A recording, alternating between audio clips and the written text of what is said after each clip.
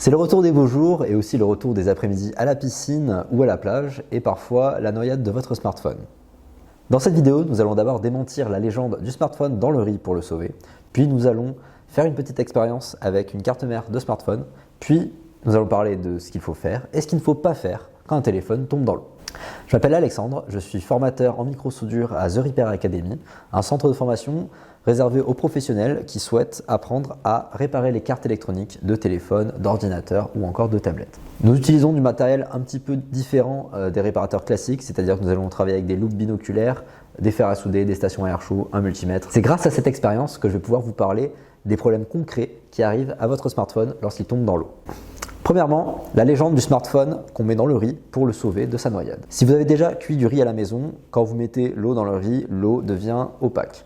Si vous mettez un smartphone plein d'eau dans du riz, l'eau qui est dans le smartphone, elle aussi va commencer à attirer les particules de riz et donc ces particules de riz vont venir se déposer sur la carte électronique du smartphone et donc vont probablement empêcher sa réparation. Ne mettez pas votre smartphone dans le riz, cela va juste empirer son état. Je sais que c'est une légende qu'on trouve sur internet, tout le monde vous dit mettez votre smartphone dans le riz, mais si votre smartphone marche alors que vous l'avez mis dans le riz, ça veut dire que sans le mettre dans le riz, il aurait quand même marché. Par contre, si vous le mettez dans le riz et qu'il ne marche plus après, vous ne saurez jamais si c'était à cause de l'eau ou à cause du riz et de l'eau. Nous allons maintenant faire une expérience. Nous allons mettre de l'eau sur une carte électronique, donc ici une carte mère d'un iPhone, et nous allons regarder ce qui se passe en temps réel à la loupe binoculaire. Donc là, ce que vous voyez à la caméra, c'est en fait la carte électronique du smartphone. J'ai envie de savoir qu'est-ce qui se passe en fait réellement quand je vais mettre de l'eau sur ces composants. Là, ce que j'ai fait, c'est que j'ai alimenté donc, le téléphone avec une alimentation externe, mais c'est comme si en gros, il était juste sur une batterie. Téléphone éteint, mais juste avec la batterie. Donc, je vais essayer d'aller mettre un peu d'eau dessus. J'ai réussi à mettre de l'eau. Ça y est. Là, on peut voir tout doucement des bulles. On voit des choses qui se déplacent très lentement. C'est le début de l'oxydation. Est-ce que vous voyez les sortes de filets? On voit une petite tornade qui se forme.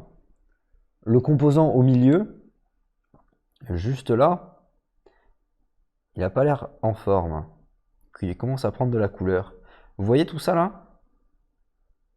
Hop, là j'en ai sur ma pince.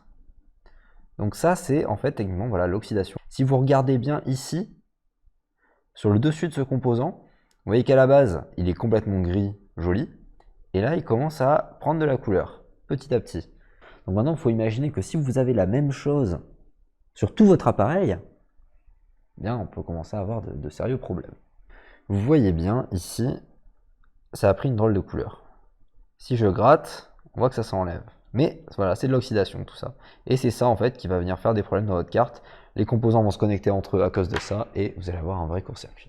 Maintenant que vous connaissez les dégâts que peut faire de l'eau sur votre smartphone, les choses à ne surtout pas faire. Premièrement, n'essayez pas de le brancher.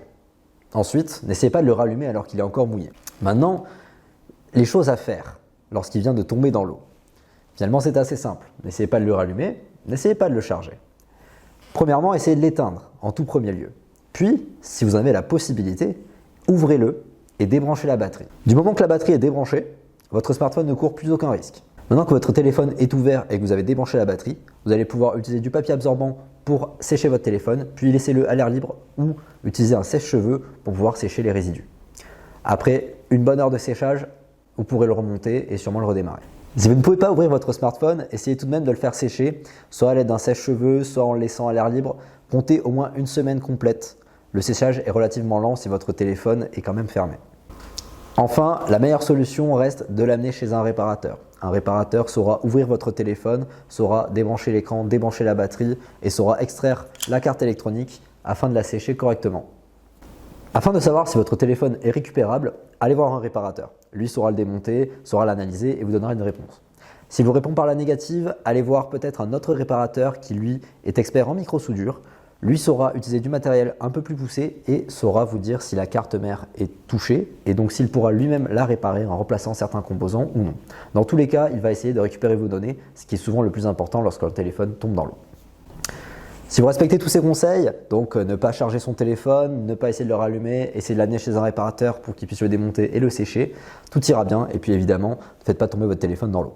Merci d'avoir regardé cette vidéo, j'espère que ces conseils vous seront utiles et puis je vous dis à une prochaine.